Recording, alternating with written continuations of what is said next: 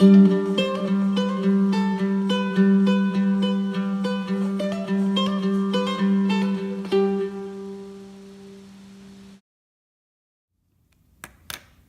seizes him and kisses him. With impudent face, she says to him, I had to offer sacrifices, and today I've paid my vows. So now I have come out to meet you, to seek you eagerly, and I have found you. It's from Proverbs 7. I, wisdom, dwell in prudence, and I possess knowledge and discretion. I love those who love me, and those who seek me find me. That's from Proverbs 8. And now from the Song of Songs 8. Set me as a seal upon your heart, as a ring upon your arm. For love is strong as death. Its flashes are flashes of fire, a flame of the eternal. So here we are to discuss letter 6 from Valentin Tomberg's Meditations on the Tarot. The letter on the card, the Lover. And those readings or those epigraphs are interesting because, the first one isn't really talking about the real beloved. It's talking about the prostitute or the false beloved, right? And the other two are actually, one's about wisdom and one is, we could say it's about both wisdom and the beloved, the human beloved, because it's in the Song of Songs, which, works on different levels of meaning, There's the love song meaning, the marriage song. There's also the analogous reading that it's God in Israel or Christ in the church. And another way to think about it also is the soul and wisdom. Again, it's written by Solomon after all. So here we are in this letter, the Lover. And as Tomberg says, this is primarily a meditation on the virtue of chastity and the practice of chastity. And he goes, especially in this letter, one of his touchstones is the book of Genesis, going back to gender typology again and again in this text. And he does this right away at page 124 in my edition, where he says, the three vows are in essence memories of paradise, where man was united with God, obedience, where he possessed everything at once, poverty, and where his companion was at one and the same time, his wife, his friend, his sister, and his mother, chastity. Now, you'll notice, right, Tomberg, part of the reason he repeatedly goes to Genesis is because, as he asserts it, Christian Hermeticism is a return or a recapturing of man prior to the fall, right? Prior to the fall. So recapturing that glory. And as I pointed out before, in Sophiology kind of looks in the other direction. Looks both directions toward the condition of nature prior to the fall, but also to the condition of nature at the parousia, at the regeneration of all things. So it's interesting, you can't help but keep going back to this. Even in my own spiritual life, Genesis is one of the things I just can't outgrow that one. I can't outgrow Genesis. And especially the creation stories of Genesis and the story of the fall. Tomberg gets into it too, here as well, and he talks about why that's important. But I do have to say, living in a postmodern condition, I can't help but rely on the image of the fall and the regeneration in my relationship to human beings, and watching the news. You can't help but recognize the fall there, right? The fallenness, the brokenness of human beings, and the brokenness of nature. As I'm recording this, they're anticipating some ferocious hurricanes in Florida, in South Carolina, and part of the Hermetic understanding of things is that when Adam and Eve fell, or as Tomberg says in his letter, Adam Eve fell, nature fell as well. Nature fell as well. Which is also, you see that through Genesis, in particular through the story of Noah, right? When things were so bad by the time of the flood that God had to erase everything. Not that God really erased everything, but the interpretation of the flood was such that people saw it as God's anger. Though the flood was a real thing. And the point being is that nature itself had fallen. It became hostile. If you know the Epic of Gilgamesh, for instance, when his friend Enkidu, when he has to capture Enkidu, the way he captures Enkidu is he lures him into a temple where there are temple prostitutes, and Enkidu, who had been at one with nature in a kind of primitive,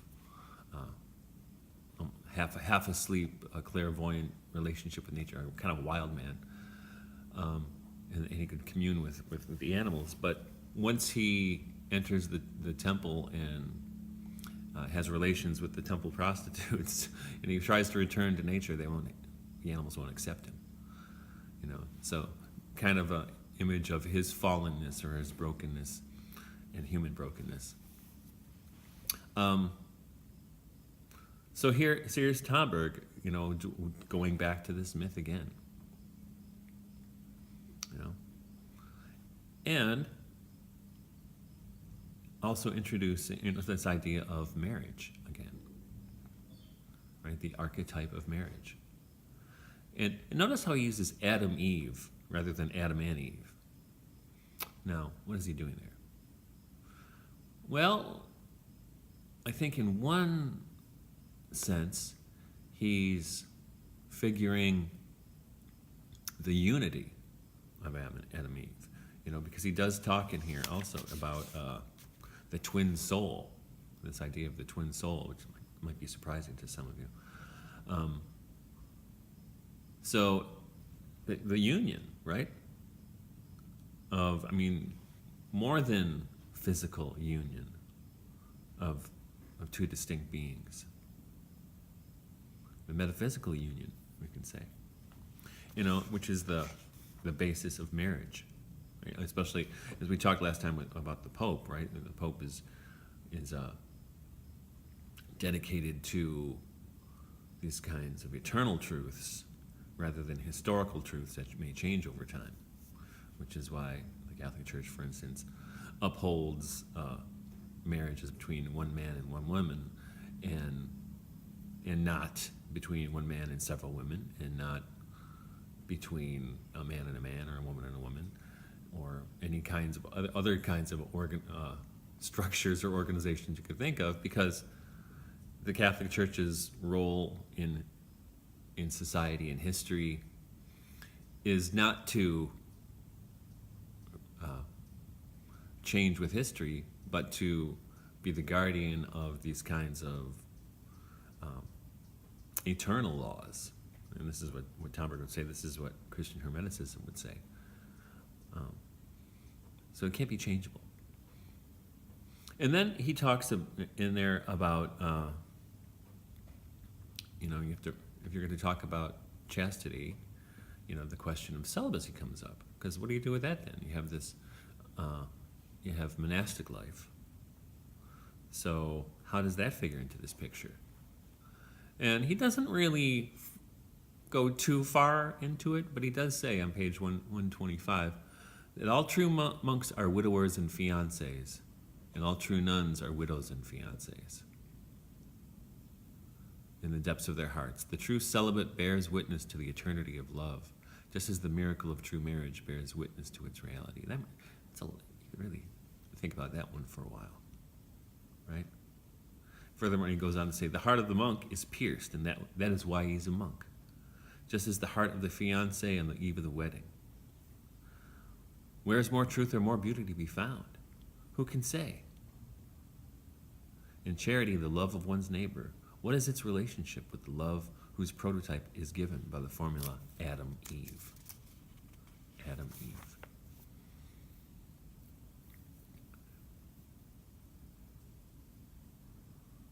So what is it to love? And now, there is, I think, a certain echo of Plato in the Symposium here, where love is a fulfillment of the being. There's a lack in the human being, and it's only completed by fulfillment with the other side. And Jung, as we said before, made much of this idea as well. And Tomberg's trying to get us to a clear understanding of how this figures metaphysically, spiritually in human life. And he says here on 126, now, to feel something is real in the measure of its full reality is to love. It is love which awakens us to the reality of ourselves, to the reality of others, to the reality of the world, and to the reality of God. Think of your own experiences of falling in love, right? And whether you fell in love with another human being or with nature, with music, or whatever it happened to be. I mean, those things do, I think, awaken us to the reality of God, ultimately. This is Plato's bargain. This is St. Augustine's bargain, right? But then he goes on. He says, two quite different methods exist which can free us from the illusion of me living, you shadow, right? Because he says we tend to think of we're the only person on earth. We do have a self-centeredness, right? And we have a choice. The one is to extinguish love of oneself and to become a shadow amongst shadows, right? This is the Buddhist approach, to develop detachment, to think of everything as Maya. Think of, attachments cause suffering in Buddhism. So if you're attached to a spouse, that a spouse gets ill or dies, you suffer, right? Or you're just struggling through the normal trials of human life with another, that can make it easier. It also makes it you suffer on their behalf, right? You don't want to make them suffer. If you're going, if you're the one who's ill, it's hard to watch your spouse suffer through your own illness. But the other way, he says, or method, is that of extending the love that one has for oneself to other beings. And this is where he gets into this idea of the twin soul. This love of neighbor as yourself. He said, well, who is one's neighbor? Understood in the Hermetic sense. It's still on page 126. That is the meaning at one and the same time in a mystical, Gnostic, magical, and metaphysical sense. It is the being nearest to one at or since the beginning. This is the sister soul for all eternity. This is one's twin soul, the soul together with whom one beheld the dawn of mankind. Hold it. Now, this has kind of been popularized. Didn't come from Tomberg, but been kind of popularized and bastardized in the idea of the soulmate. All these really dumb New Age pop psychology books. How to find your soulmate. How to make your soulmate. Yuck. But the difference between that kind of stuff and what Tomberg's doing here is Tomberg is grounded in a mystical reading of Catholic theology, which is Christian Hermeticism. And it goes on, the dawn of mankind, it is this which the Bible describes as paradise. Right? That's paradise. In a garden, in a marriage. Now, this was at the stage of his existence that God said, it is not good that Adam should be alone. Right? I've talked about this several times so far in this course. Right? So this is it. This is the centerpiece. This is the archetype for human love. Right? Because think about it. Adam wasn't alone. I mean, God was there. The animals were there. But God, Yahweh, still says it is not good that the man should be alone. And then Tomberg says on page 127 that all forms of love, charity, friendship, paternal love, maternal love, filial love, brotherly love, derive from the same unique primordial root of the fact of the couple Adam-Eve. For it is then that love, the reality of the other, issued forth and could subsequently branch out and diversify. It is the warmth of love of the first couple.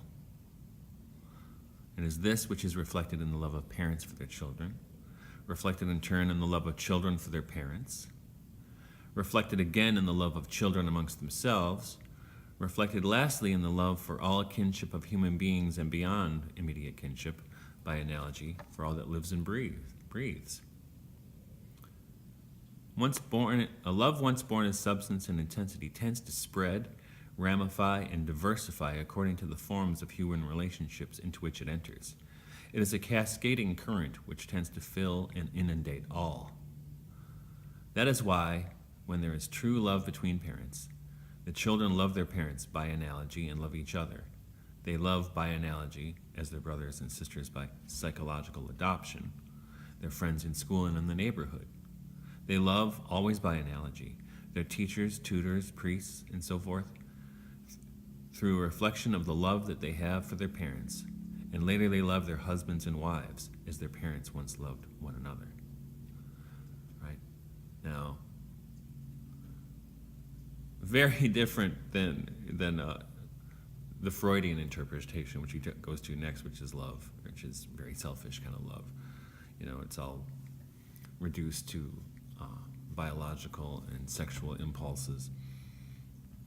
But now, again, so Freud, though, is working horizontally, whereas what Tomberg's thinking of, he's thinking of the vertical dimensions of love, which in our culture, which denies that there's a vertical dimension at all, can't even comprehend. And so love is reduced to needs and, the biological imperative, and not to something transcendent. So which one would you prefer? Now, you probably know this, but it's worth mentioning. The different Greek words for love. In English, in translation, if you're reading the Gospel, for instance, we only have one word that works as love, whereas the Greeks have several. We might have like, I guess. But for the Greeks, eros is the love of desire. Not loving desire, but the love depicted in desire.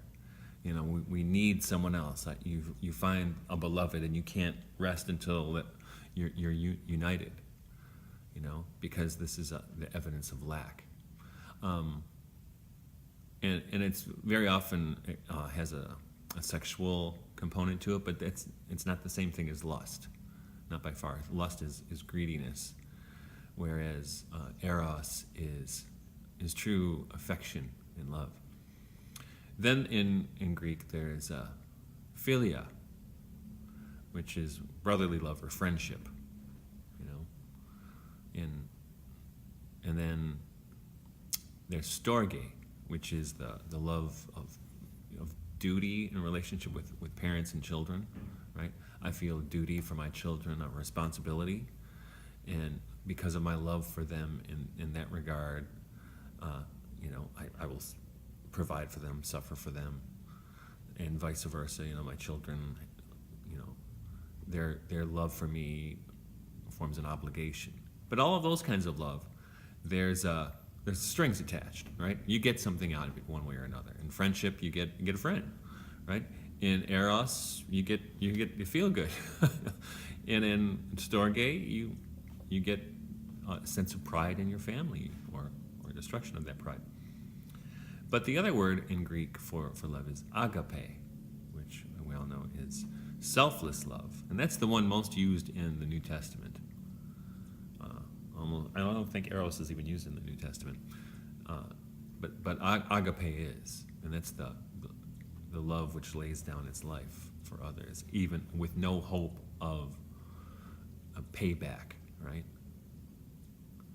You know, so that's selfless love, and it's hard to rise to that. It's the more challenging one, which is why it's probably mentioned so often in Scripture.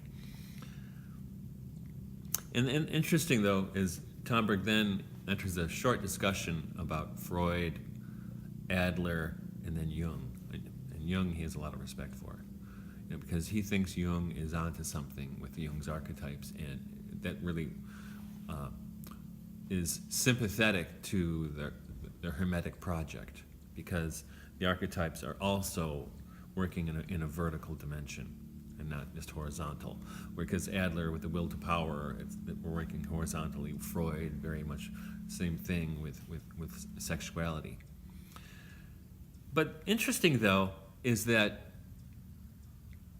as he keeps coming back to his touchstone of paradise and of Eden, and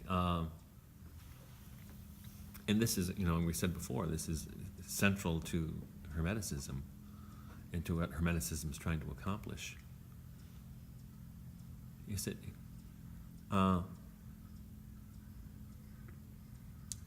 he's talking about Eden here with Jung. Let me see where to go. Now it is we ourselves that there is found the Edenic layer, or that of paradise and fall, of which an account is found in the book of Genesis of Moses. Do you doubt the essential truth of this account? Descend into the depths of your own soul. Descend as far as the roots to the sources of feeling, will, and intelligence, and you will know.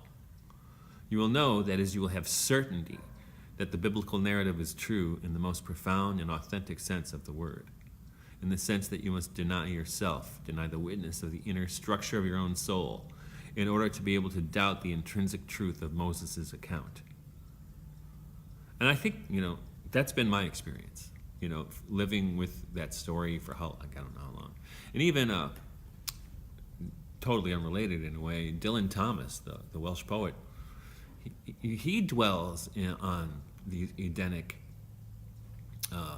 images in his poetry. And it seemed like the poor guy had a struggle between, that Hermetic imagination of the prelapsarian creation and his own struggles with alcoholism and poverty and loneliness and looking at his own world, his own times when we lived through World War II, right? And another person, and I think this is really, really important, who explores the same thing a lot in his artistic work, is the film director Terrence Malick. I don't know if you're familiar with his films, but in the film The Thin Red Line, which is a war film, The Tree of Life in particular, those two films in particular, he really explores this kind of simultaneously existing Eden and the fallenness of nature, which he puts very often on so-called civilized humanity. Another film he does this in is the New World, which is a really interesting film on Pocahontas. And in all of those, he almost intersperses them, and they kind of work on almost like a braid, because there's the fallenness and the Edenic layer are interpenetrating each other, and they kind of, you see one through the other, and they alternate, and you can't get rid of one. In fact, one of the characters in The Thin Red Line, Private Witt, he tells the character played by Sean Penn, he says, "I seen a different world." Right? I seen a different world, and he's seen the Edenic world. He doesn't know what it is, but he knows it's better. So that might be interesting for you to, if you're in a Edenic mood or want to explore paradise, check out his films, the thin red line, the tree of life, and the new world. And, and then he moves from there, from talking about Eden, well, kind of still in his conversation about Eden, talking about our initial microcosmic state and the initial macrocosmic state of the human being. He says the first is a conscious descent into the depths of the human being, to the initial layer. Its method is ecstasy. Now, ecstasy is inwardness. I mean, a complete inwardness. It's countered to the other thing we'll talk about is ecstasy. So think of the opposite of ecstasy, which is going out of oneself. That ecstasy is really a serious and profound inwardness, going into oneself.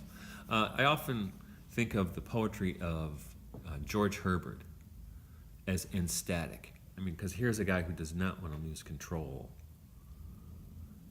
but he wants to have this profound relationship with the Lord, and he goes deeper and deeper in this way. So he does. It's not a, it's not a going out of oneself, not a Terence McKenna kind of LSD trip into the cosmic heavens. It's more grounded, super grounded. And then Tomberg talks about the second initiation experience, which he sees in Pythagoras or Pythagorean mysticism, I guess you could say, is, and he sees it as based on auditory sense and going out of oneself, of rapture. And he quotes from a very famous example of this, of St. Paul's ecstasy from 2 Corinthians. And I'll just read that to you. I know a man in Christ who 14 years ago was carried up to the third heaven. Whether in the body or out of the body, I do not know. God knows. And I know that this man was raised up into paradise. Whether in the body or out of the body, I do not know. God knows. And he heard ineffable words, which man is not allowed to express. So here's St. Paul, he's talking about himself, gets carried up in this ecstatic experience to paradise. He says paradise. So the Edenic layer is there. It's, as we say in philosophy, it's always already there. And then he hears things that no one can speak, right? Now, how this relates to Pythagoras? Well, Pythagoras, the what we would call the beatific vision of Pythagoras was when one would hear the music of the spheres, right? And if you ever see the play Pericles, Prince of Tyre by Shakespeare, one of the more beautiful moments in that play is when Pericles, who has been through hell, he lost his wife and his child, he's been reduced, and he's just almost animalistic. He can only grunt. And then his daughter is restored to him, and she herself ended up in a house of prostitution, but she wouldn't give herself to anyone, and she turns people to virtue, which is good old Shakespeare. And when he meets her name's Marina, right? Because she was taken from the sea, right? Moses-like image, right? That when Pericles finds her, he's restored to himself, and he hears the music of the spheres. It's a gorgeous scene in the play. That might be worth checking out. But the point being, though, that Tomberg's making, is that this Edenic layer is always already present. This is what Terence Malick is saying. In fact, Terence Malick, for an example of this, in the film The New World, he uses the Native Americans who had this intimate relationship with nature, who had a society that was not based on property or ownership or anything. So it's kind of an Edenic thing, even though they were also capable of atrocities, right? They also had fallenness. They weren't not fallen, but they maintained more of paradise than the Westerners who came there looking to capture land, right? In conquest. you know.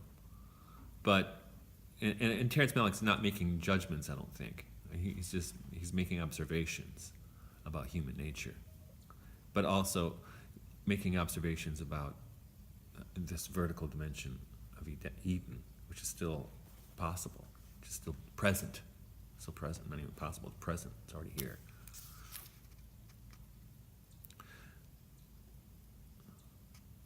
And so Tomberg talks about these two methods, the Hermetic or the enstatic method, and the Pythagorean or ecstatic method. And he says that Christian esotericism unites these two methods of initiation. And he calls it initiation when we talked about this before. The master has two groups of disciples, disciples of the day, disciples of the night. The first being disciples of the way of ecstasy, and the latter those of the way of ecstasy. He also has a third group of disciples of day and night, who possess the keys to both doors at once, to the doors of ecstasy and that of ecstasy. And it points to St. John the Divine as one of those. But then you got to watch out with his word initiation, especially with people interested in occultism, because they think they're being initiated. And he says, well, maybe you are, but Christian initiation is the conscious experience of the heart of the world and the solar nature of man. God-man is the initiator, and there is no other. So you're not going to find some society to initiate you into secrets of wisdom. There is only one. Right? And then, as we saw in the fifth letter, that initiator initiated St. Francis of Assisi into the stigmata, right? I was like, he was fully initiated into Christian mysticism at that point. And so the long and the short of it, then, is, as Tomberg says on 131, is that paradise is at one and the same time the fundamental layer of our soul in a cosmic sphere. So it's the fundamental layer of our soul. It's still there. And it's also a cosmic sphere, which it's in the world, the unfallen part of the world.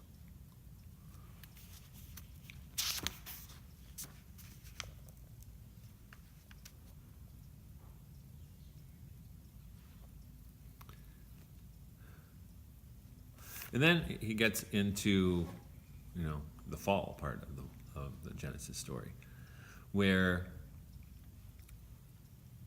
Eve, in the temptation of Eve, she listened to the voice of the serpent. She saw that the tree was good for food and that it was delight to the eyes, and she took of the fruit and ate. Those were her three mistakes, right? And why they were mistakes? Well, you have to think in a Hermetic sense. Why they're mistakes in a Hermetic sense is because she had been in complete communication with God, right? The vertical sense was completely open. But now she falls into the vertical, right? She's thinking along these lines. And you could think in, and this is probably what happens with the fall too, right? Is you can think in terms of time, Christian senses of time. So there's the chronos element of time, the linear time, which is horizontal. And then there's the vertical sense of time, which is kairos, which is timeless time, which was when eternity opens up in the moment, right? She was there she was in absolute kairos, as was Adam. But then, just by disposition, perception, her attention, it switches to chronos, which is why at the fall, one of the consequences is death, because you're not subject to time, or chronos. And she doubted. And that's a point that Tomberg emphasizes here. As part of the problem is that she doubted her experience of the Edenic layer.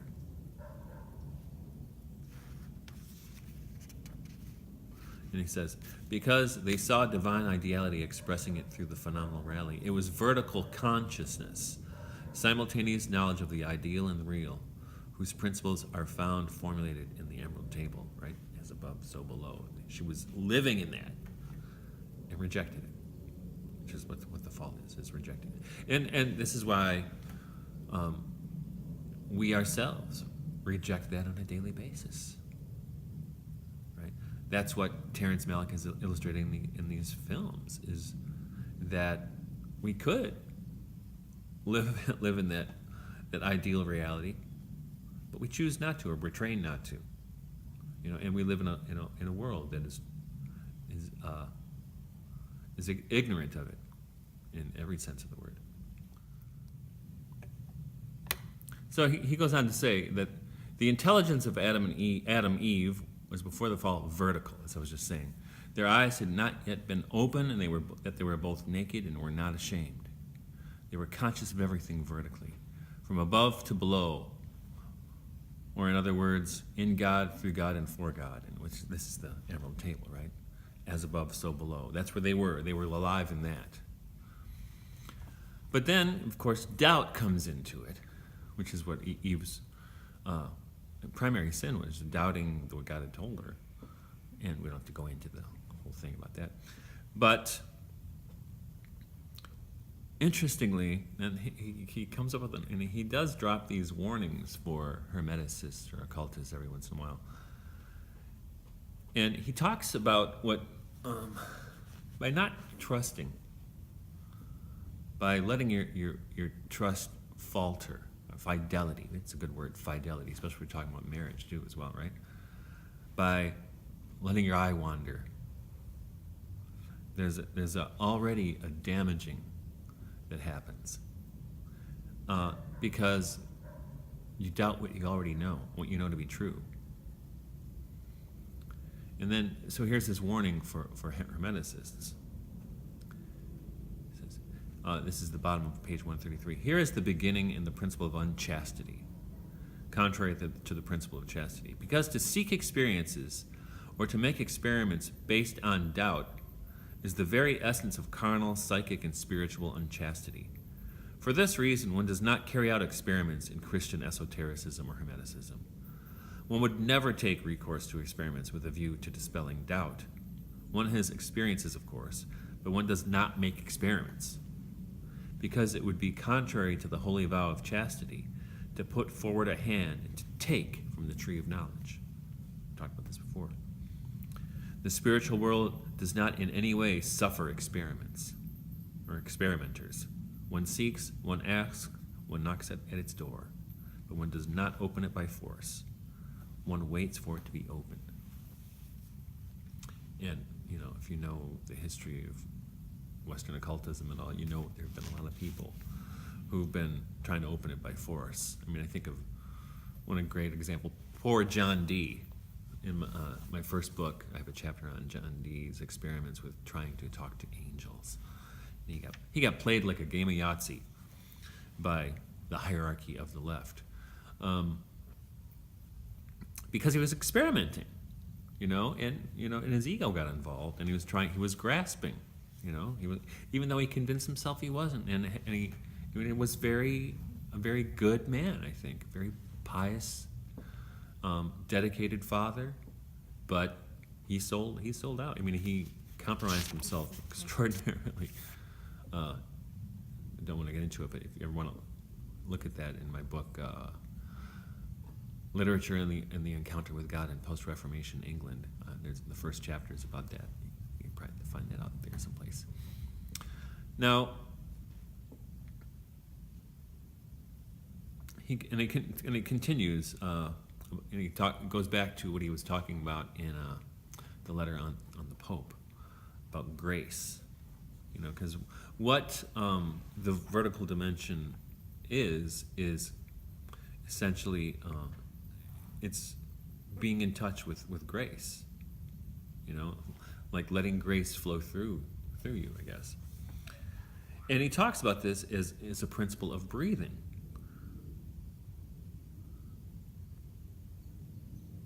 He says the principle of grace underlies earthly life as well as spiritual life. It is holy, below and above, ruled by the laws of obedience, poverty, and chastity.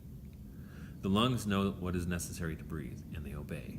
The lungs know that they are in want, and they breathe in. They love purity, and they breathe out. The very process of breathing teaches the laws of obedience, poverty, and chastity. That is, It is a lesson by analogy in grace. Conscious breathing in of the reality of grace is Christian Hatha Yoga. Christian Hatha Yoga is the vertical breathing of prayer and benediction. Or in other words, one opens oneself to grace and one receives it. That's the condition of Eve and Adam prior to the fall. Open to grace. And how are you open to grace? Through the 3 vows. By living them out. And I think, that, as you can probably tell, the way Tomberg is talking about the 3 vows is not the way, the conventional monastic literature talks about the 3 vows. He's working in a different environment in a way, because he's not a monk. Also, a little side note to this idea of breathing, Rudolf Steiner talked about, if you go into cities, for instance, talked about pollution, but not just pollution, but just the atmosphere, the vibe you get in cities that's, chaotic. And he attributed that to people not properly breathing. And he now, I don't know how this would work out, but, try to get everybody to breathe the right way. But if people were properly breathing, he thought that would change the environment entirely. It would be worth an experiment. It would be tough to get people to go along, but it's worth thinking about anyway. And so he goes on talking about grace. So what is grace, and how do you do? How can you be hermeticist, for instance, in the light of grace, in the workings of grace? We have to practice the vows. Obedience, poverty, and chastity.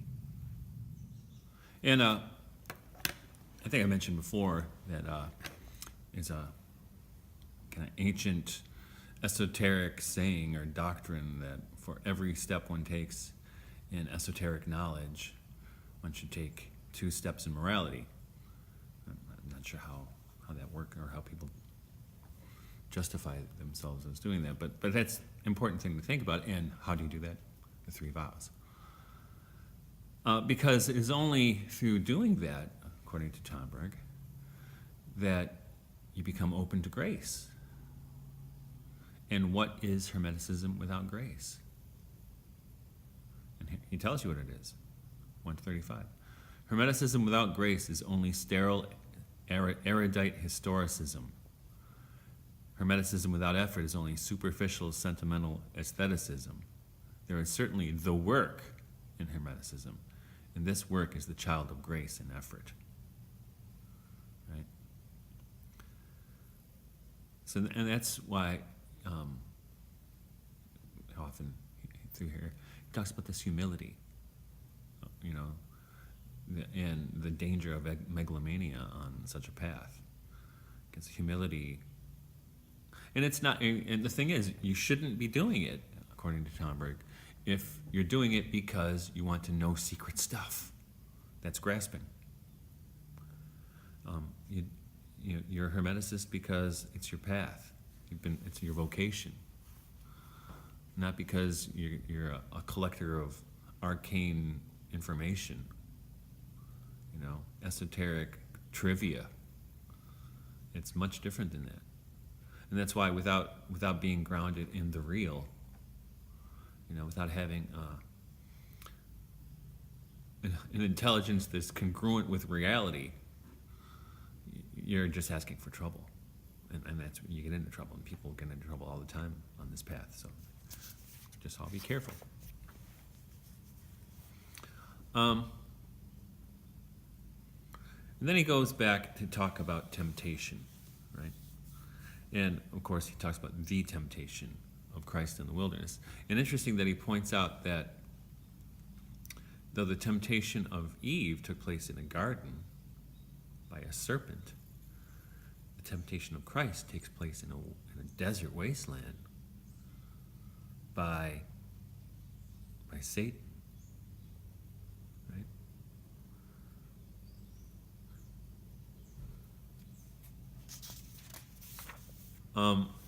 And then he talks, so he segues from that into a discussion of the Antichrist, which is kind of fascinating.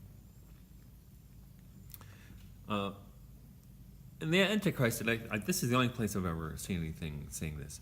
For Tomberg, the Antichrist is the ideal of biological and historical evolution without grace. And it's not an individuality or entity created by God, but rather the egregore or phantom generated through the biological and historical evolution opened up by the serpent, or by the fall, who is the author and the master of the biological and historical evolution that science studies and teaches. That is, he is therefore an egregore, an artificial being, who owes his existence to collective generation from below. That means from us, from unregenerated thought, that the Antichrist, and you think about, if you know Solovyov's narrative of the Antichrist is like the perfect politician in that story, and he represents all the people who want. He's a vegetarian. He's a great humanist, a great intellect, writes great books, but he won't confess Christ. In fact, he gets mad when you suggest that he confess Christ because he wants to be worshipped. Now, if we think about the Antichrist as the egregore of the human race, this is the part of us that united, that wants to be worshipped. That wants to be worshipped. And I think it probably exists in everybody to a certain degree, so especially in the United States where celebrity culture is, it's everywhere, but that's it. The desire to be worshipped. Well, look what happens to those people who get worshipped. They turn into characters of human beings. It feels Michael Jackson, the poor man. And that's the danger. I imagine some people don't let it swallow them up, but it's pretty hard to resist. But this egregore that Tomberg's talking about is something that we create collectively and that we feed. That we feed by, giving it what it wants. Giving it what it wants, which is adulation. It's our shadow. It's the shadow of humanity. Right? You shall have no other gods before me. And we're putting ourselves in place of God. It's really what the Antichrist is. And he talks further. He says, egregores don't just happen with the Antichrist. Egregores are probably in every organization has an egregore. He talks about the Catholic Church's egregore, right? He calls it the fox. It's the double. It's the shadow of the institution or the organization. Even, you can see it in my experiences in higher education. In higher education, the company way can become the egregore very easily, right? Go along with the team, don't fight City Hall, those are egregores. The shadow. There are good things in coming together, but without opening up the vertical dimension toward grace, because we have to admit that most worldly organizations work along this path, and even the Catholic Church, which doesn't only work along this path, does work along this path. But it's supposedly, in the best of times, has a vertical dimension as well, right? The Eucharist, thank God, save the church. But, the organizational structure, that's moving along this kind of path, this horizontal path. And that's where all the trouble starts, right? That's where all the trouble starts. So that's where the egregore arises from. And finally, Tomberg finishes it up with a discussion of the temptation of Christ in the wilderness. And I think particularly what I want to talk about is how he connects it to the theory of evolution. And this is on page 142 in my edition. He says, the tableau of evolution that the natural sciences, above all biology, have at last obtained as the result of prodigious work reveals to us, without any doubt, the work of a very subtle but imperfect intellect and a very determined but imperfect will. It is therefore the serpent, the most artful animal of the fields, that the world of biological evolution reveals to us, and not God. It is the serpent who is the prince of this world, and who is the author and the director of the purely biological evolution following the fall. So like his earlier discussion in the last letter about the geocentric versus the heliocentric models of the solar system, he kind of bucks convention here. And rightfully so, because just as with the geocentric and heliocentric models, one speaks to the eternal truth, and one speaks to a historical truth. It's changeable. As we know, the heliocentric model of the universe was superseded by a more modern cosmological designs, though the heliocentric was more accurate technically than the geocentric model from a mechanical point of view. It was not it was not permanent. But as Tomberg points out with the geocentric model, that it was more true, and it is metaphysically true, it is poetically true, it is spiritually true. Similarly, the evolution, as we have come to understand it, it's a temporal truth. It's true now. It's not always going to be true. Something will supersede it. But what he's saying is that doesn't have God in the picture, right? And so it's moving along this horizontal line, and it's ignorant of the vertical. And the Hermeticist is attentive to the vertical dimension, right?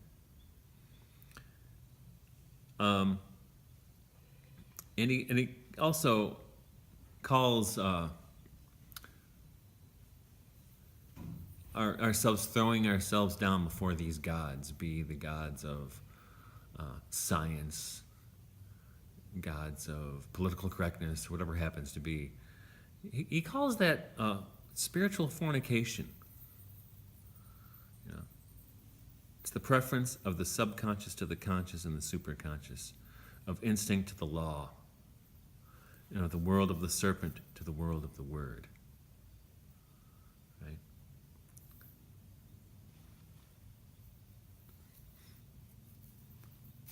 And then he talks, actually, he goes back to St. Matthew and the temptation. Again, the devil took him to a very high mountain and showed him all the kingdoms of the world and their glory. And he said to him, all these will I give you, if you will fall down and worship me. Then Jesus said to him, begone, Satan, for it is written, you shall worship the Lord your God, and him only shall you serve.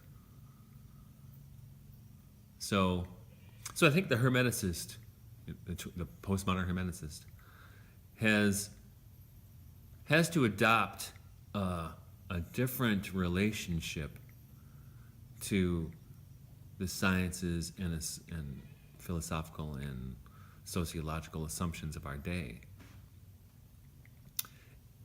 which all travel along this horizontal line. They change as time goes on. And the Hermeticist is trying to be open to grace and to truth that is kairotic, not chronological.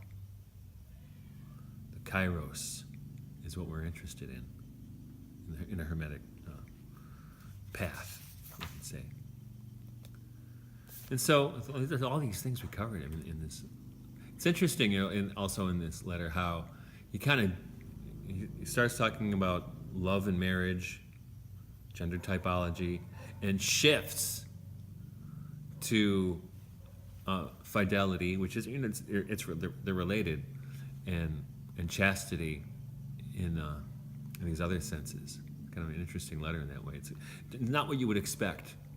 It starts out with what you would expect, but quickly changes to something else, which is kind of the beauty of Tomberg's style.